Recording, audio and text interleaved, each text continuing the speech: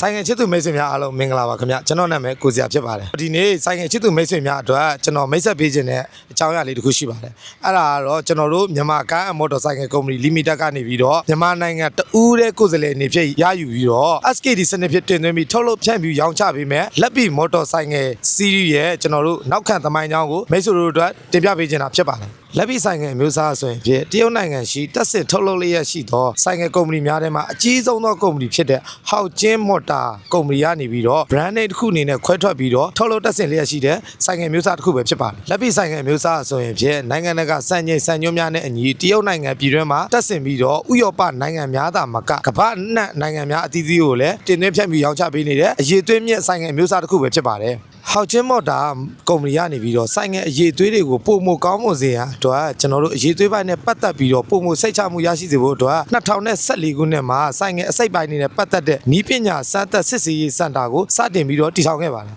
လက်ပီမော်တော်ဆိုင်ငယ်တွေကိုတက်ဆင်ထုတ်လုပ်တဲ့အခါမှာလည်းဟောက်ချင်းကုမ္ပဏီနီးပညာစမ်းသပ်စစ်ဆေးရေးစင်တာကနေပြီးတော့မော်တော်ဆိုင်ငယ်အစိတ်ပိုင်းနေနဲ့ပတ်သက်ပြီးတော့ခင်မီနီးပညာမြင့်စက်ကရိယာ60ကျော်ဖြင့်မော်တော်ဆိုင်ငယ်အစိတ်ပိုင်းများကိုအသေးစိတ်စစ်ဆေးစမ်းသပ်ပြီးမှတက်ဆင်ထုတ်လုပ်တာဖြစ်တဲ့အတွက်ကြောင့်ကျွန်တော်တို့လက်ပီဆိုင်ငယ်တွေနဲ့ပတ်သက်ပြီးတော့အရေးသွေးပိုင်းမှာတော့အထူးစိတ်ချယုံကြည်ရပါတယ်ခင်ဗျာဒီဇိုင်းပိုင်းမှာလည်းလှပပြီးတော့အရေးသွေးပိုင်းမှာလည်းစိတ်ချရတဲ့ကျွန်တော်တို့လက်ပီမော်တော်ဆိုင်ငယ်တွေကိုလူကြီးမင်းတို့ထံကိုမကြမီရောက်ရှိလာတော့မည်ဖြစ်ကြောင်းလည်းသတင်းကောင်းပါလိုက်ပြစီနော်နောက်ဗီဒီယိုနဲ့တူပြန်တွေ့ကြမယ်